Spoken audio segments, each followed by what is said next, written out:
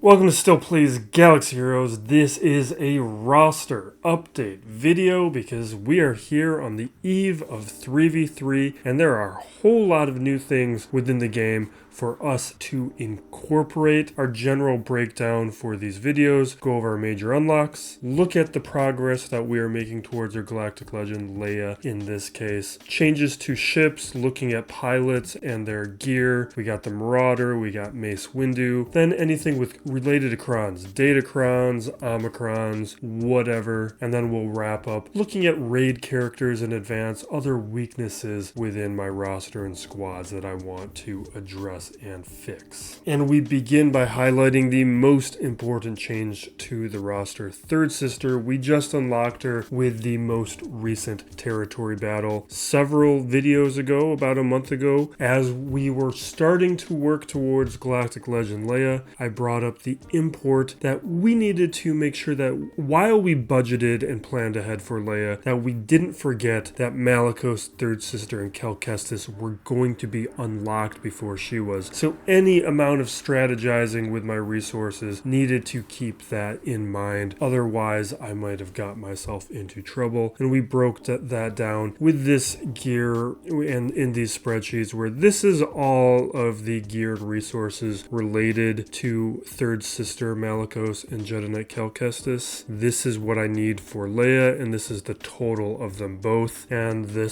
I've been talking about this as a heat map where you can just see we still have a lot of carbonite circuit boards that we need to get. We still need a lot of fragmented signal data, but we basically have everything else. Even the Kairos, we're not too far away on. We're going to be pretty good, and we're definitely in a position where we're going to have all that by the time I do all the farming. And then we have in this final column Lord Vader, and you can see here, and this final column is also a subtotal of all of these projects, and I now have basically enough for both Leia and Lord Vader, which is setting it pretty well. We have to address these packs. These packs are an incredible deal, and if you were to spend any money on the game, this is exactly the type of thing that you should spend money on. I, however, am feeling pretty mixed about whether or not I am going to grab one of these. This, even though the pack is a great deal, it impacts one of the biggest aspects of the game that I enjoy most, which is what this video is about, resource management. I like allocating and planning out my gear, and moves like this would depress my ability to enjoy one of the parts of the game that I enjoy most. So I'm very hesitant to grab one of these, but I will retain the possibility that I will, because we do have data mines that say there's a new event currency coming, the Galactic Legend event currency. At least that's what the data mines are calling it right now. And that may suggest that we have a new event coming that may mandate certain Galactic Legends. It may mean that I have to have SLKR, or I have to have Rey, or we have to have as many GLs as possible in order to participate. And I will get one of these packs if that's the case. But I'm going to wait the 9 days that we have left on these packs before I make that kind of decision, because I would prefer to not grab one of these. I do have $10 of Google Rewards currency that I could grab one of these packs without actually spending any actual dollars. That is one of the restrictions I've placed on myself. So that's how I'm looking at it. I can grab one of them if we do get that information from CG during the lifetime of the pack. So that establishes the context that we're working with here, the resources that I've saved up in advance, and what I have is enough resources to bring Riva here up to Relic 5 right away. And I might do that, I might not. With Malicos, I stopped at Gear 12. With Third Sister, I'm not interested in doing that. We already have Relic Inquisitors. I don't think there's going to be as much value in testing her at lower levels. I think what we'll do is maybe we'll bring her to lower level relics. I don't think there's a difference. Maybe we'll stop at Relic 3. I don't really care. Maybe we'll do Relic 5 just for Datacron purposes. Because we do have unaligned Force user Datacrons. I think that makes sense. We've got the resources saved up. We're just going to do it. We'll do Relic 5. And that way, we can make sure that we're getting maximal use out of these Datacrons for this current set.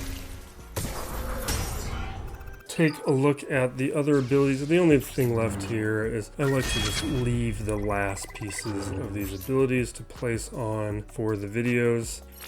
I think, I forget how many Zetas she needs, but we will put most of the Zetas on. Maybe I should be a little bit more careful about this. I don't think we have too much more. In terms of the Omicrons, we'll talk about that in a moment. Definitely this...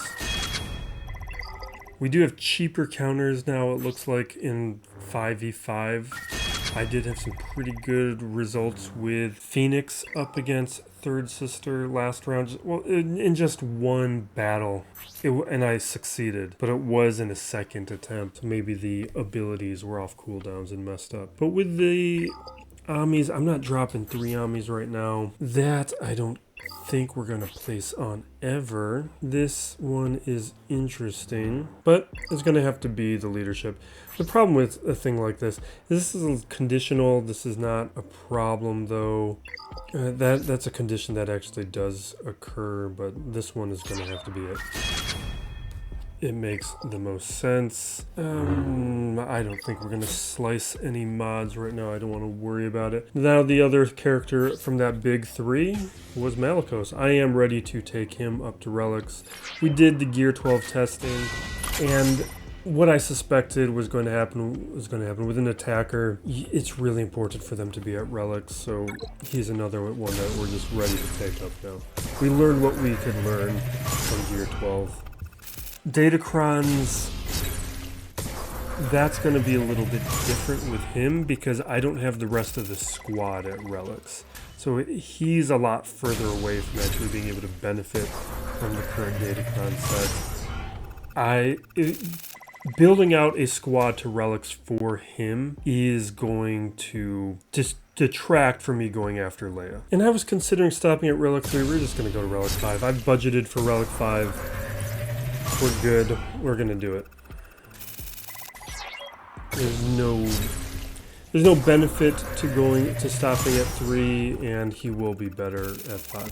We'll eventually take him up to high relics, but right now there's no need to rush it. And that means we only have Jedi Knight Cal Kestis left for the planning that we have done for those 3 characters. He's maybe deceptive is not even the right word to say, but he's a very expensive character in terms of kairos and resources. You do want to be preparing for him if you have not looked at his resources yet and you're getting ready for him to appear next. And it may happen this month. And now that we are done with 2 of those major characters, it means we have a much clearer path for our Leia progress. And you can see we are about a week away, actually less than a week away. We're like 3 to 5 days from being done with Princess Nisa. We have a little bit of progress on Scout Trooper to address. I should actually be further along after I somehow forgot to farm him over the weekend. So I'm like 3 to 4 days of farming that I should have had on this character that I missed out on. Very promising character. You can see no other major progress to make on these characters, but I have made a good amount of progress in terms of allocating these gears that I might start putting down some of these relics. And I should make that an Ewok character, but I think I'm going to do Lobot. We're not having any issues in Conquest. So I do think I want to do a little bit of more Lobot testing with him at relics. Although, even with him, without T3M4 at relics, there's no benefit. I think we're just going to hold off. With the Ewoks, I think I want to hold off because it's not affecting me in Conquest right now, and I may want to make a video on it. With Rex, I definitely want to wait for the next 5v5 before I take him to relics because I want to do some more Gear 12 testing up against Third Sister squads. So we're really only looking at Akbar and Lobot as possibilities right now, and I only have enough Cairo computers to do one of these. Lobot though, you know what, let's just do Lobot because he doesn't take the computer and we have more of those saved up. We'll take him to Relic 1 though. I'm not going to put on the slicing materials. That might help out the droid testing a little bit doubtful. So in terms of Leia, minimal actual progress, but a lot of the context around her we've made some major strides in, which is going to allow us to really focus down on the Leia project without any distractions as we move forward. Ships are the next major thing going on right now. Obviously, we have the Marauder Galactic Chase going on. At this point, with 3 days left, I am at this level of progress, and we have Mace Windu having a lot of changes with his kit rework. We are going to activate Star Up. I think that's equivalent to 5 stars in progress right now with the Marauder. And I'm hoping to get it to 6, maybe 7, but I don't have. Maybe I need to do some 200 crystal refreshes. I've done a couple, but we got to do more. But this is a good start for our testing in 3v3 this season. In our fleet Grand Arena testing. Having any new fleets is going to be fun and interesting. Obviously, we'll take all this up. I think what I'm going to do is just pause it and do this off a video so you guys don't have to see the slow things. This is why I like to leave just the Omegas for the end. And with these ship Omegas, obviously we're going to be putting everything on. We have an absurd amount of resources on everything. This is all the Valor mechanics. And you might, even with the game, I guess one thing I'm curious about is sometimes in my professional life, I get busy. I don't have enough time to make a kit reveal video, and I tend to not make them if I can't do them before the kits go active. So we definitely are still going to do one on Dark Trooper Moff Gideon. But with this ship, I was planning on not, but maybe we can still do them if there's enough interest in people seeing what I think about these kits, even though they're in-game. But once they're in-game, then we're no longer speculating on how they work. I don't know if there's room to do any of that or not. I think we're just going to give myself an option. Some of the time I leave these off.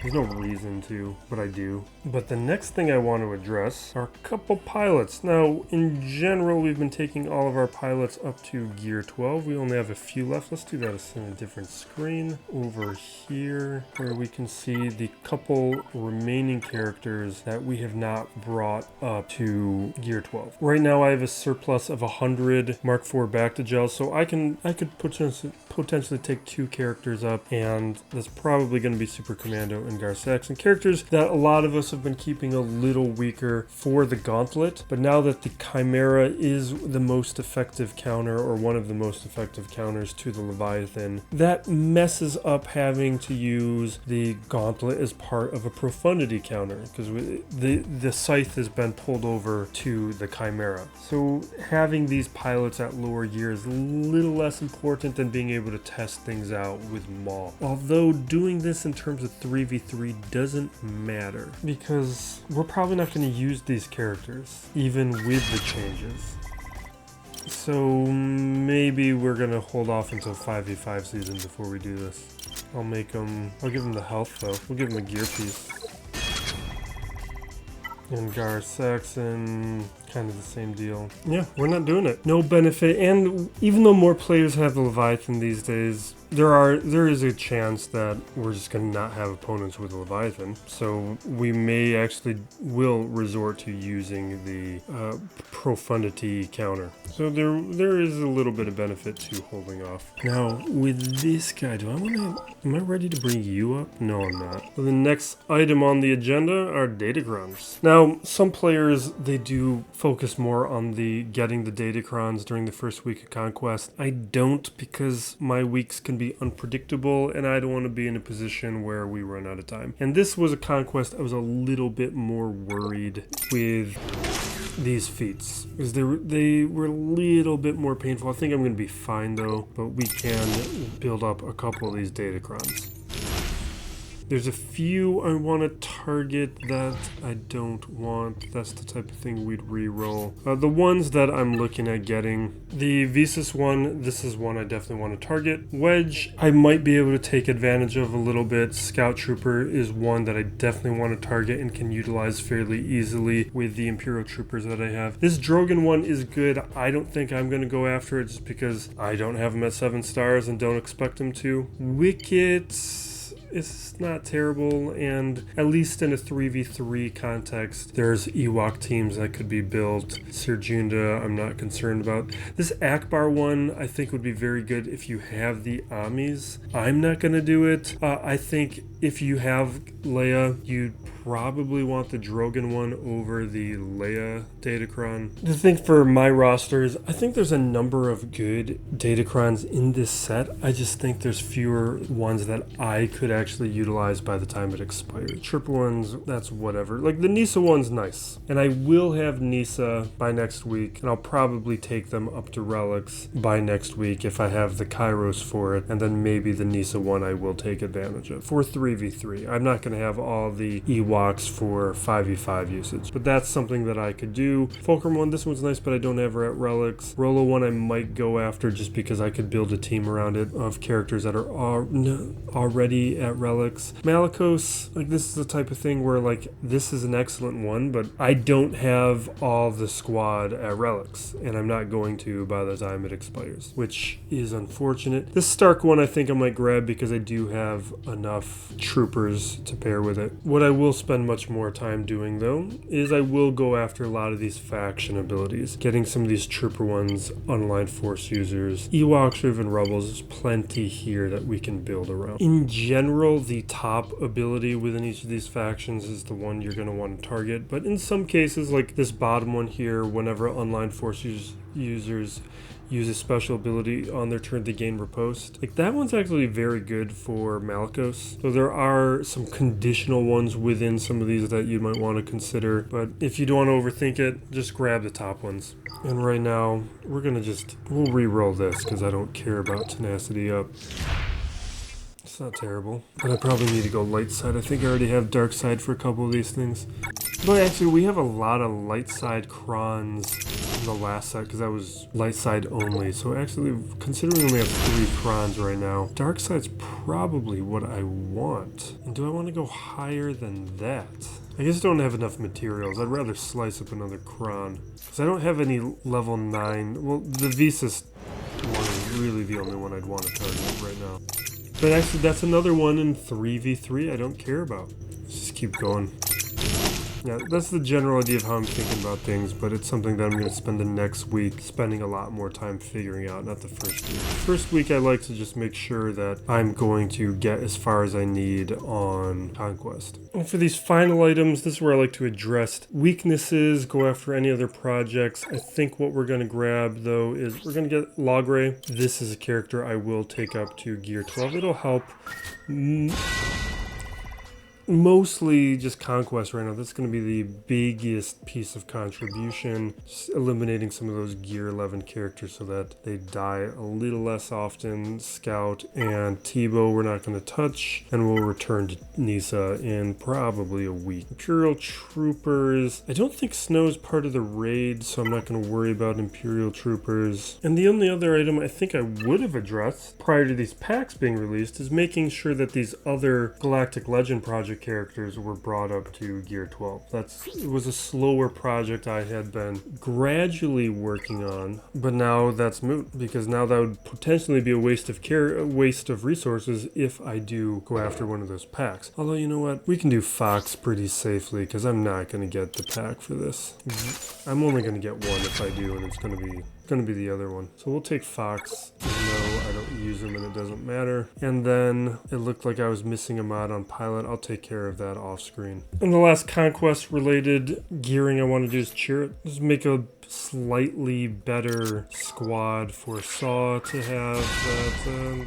Maybe we get a little less RNG of some more successful attempts. And that is not going to hurt testing either. And we will wrap it up there. Good luck on your Marauder drops. Good luck in 3v3 this coming season. I'm going to be pretty happy to be testing out Third Sister, see what kind of changes she's going to make in improving the overall quality of my defense. Make me a much more difficult opponent to take out. And looking forward to the forthcoming changes that I'm sure we will be seeing from CG in the coming days and weeks. Be excellent to each other, everyone. This is Still Plays Galaxy of Heroes.